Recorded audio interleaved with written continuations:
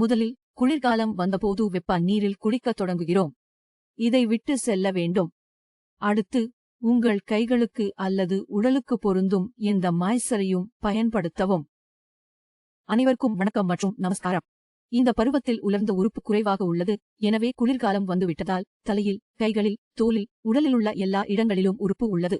எனவே வறட்சியை கட்டுப்படுத்தக்கூடிய சூழ்நிலையில் நீங்கள் என்ன செய்ய வேண்டும்? மேலும் இந்த வறட்சியில் எந்த வெட்டுக்களும் அல்லது அரிப்புகளும் தோன்றாது என்று உறுதிப்படுத்தவும்.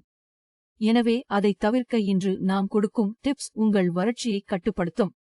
ஒரே நேரத்தில் நீங்கள் அந்த உதவிக்குறிப்புகளை எடுத்து உங்கள் தினசரி செயல்பாட்டை மாற்றலாம், உங்கள் சருமத்தை பராமரிக்கலாம்.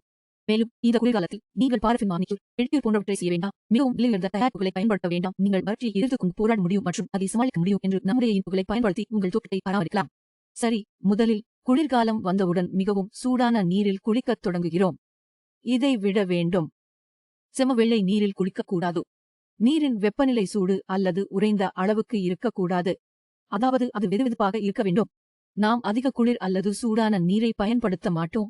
ஏனெனில் இரண்டும் பயன்படுத்துவதால் எங்கள் தோல் வறண்டு போகும். அந்த வறட்சி பின்னர் வெட்டுகள், அரிப்பு, வலியாக மாறும். அதை தவிர்க்க வேண்டும். அடுத்து குளிக்கும் போது எந்த வேகத்திலும் பரவாது என்று உறுதிப்படுத்திக் கொள்ளுங்கள். ஆனால் உங்களுக்கு ஏற்ற எந்த மாசசரைசரையும் பயன்படுத்தவும் மற்றும் மலர்ந்த உடலுக்கு நீர் கட்டுப்படாது என்று உணர்ந்து கொள்ளுங்கள். அல்லது நீங்கள் சியாவின் மாய்ச்சரைசரை பயன்படுத்தலாம். வெடிப்பு தோல் அழற்சி உள்ளவர்கள் அல்லது அரிக்கும் தோலழற்சி பிரச்சினை உள்ளவர்கள் அவர்கள் சியாவின் தயாரிப்புகளை பயன்படுத்தலாம். முழுதும் உடலுக்கு பொருத்தமான மாய்ச்சரைசர் பயன்படுத்தி போதும். பசேரியாஸ் நோயாளிகளுக்கு மற்றும் எக்ஸிமா நோயாளிகளுக்கு சியாவின் மாய்ச்சரைசர் பயன்படுத்தலாம். மீன்பருத்திகள், கொக்கோனட் எண்ணெய் அல்லது அவர்களுக்கு ஏற்ற மாய்ச்சரைசரை பயன்படுத்துவதை உறுதிப்படுத்திக் கொள்ளுங்கள். அடுத்து குளிர்காலத்தில் நீங்கள் தண்ணீர் குடிக்க விரும்பவில்லை என்று நீங்கள் குறைந்த தாகத்தை உணருகிறீர்கள். ஆனால் இந்த பழக்கத்தை நீங்கள் விட வேண்டும். செல்வாக்கும் நீர் குடிக்க வேண்டும். உங்கள் உடலில் உள்ள நீரிழப்பை தவிர்க்க குறைந்தது 7 முதல் 8 கிளாஸ் தண்ணீர் உட்கொள்ள வேண்டும். நீங்கள் எவ்வளவு அதிகமாக உட்கொள்கிறீர்களோ அந்த அளவுக்கு உங்கள் உடலை உள்ளிருந்து நீரேற்றமாக வைத்திருப்பீர்கள். உங்கள் சருமம் பளபளப்பாகவும் நீரிழப்பிலிருந்து பாதுகாப்பாகவும் இருக்கும். எனவே தண்ணீர் குடிக்க வேண்டும்.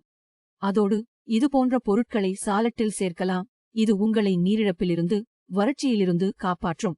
சால்ட்டில் வெள்ளரிக்காய் போன்றவைகளை சேர்க்கலாம். பீட்ரூட் சாப்பிடலாம், இளநீர் சேர்க்கலாம். இதனால் உங்கள் உடல் நீரேற்றமாக இருக்கும். வறட்சி இருக்காது, வெட்டுக்கள் இல்லை, இரத்தப்போக்கு இல்லை.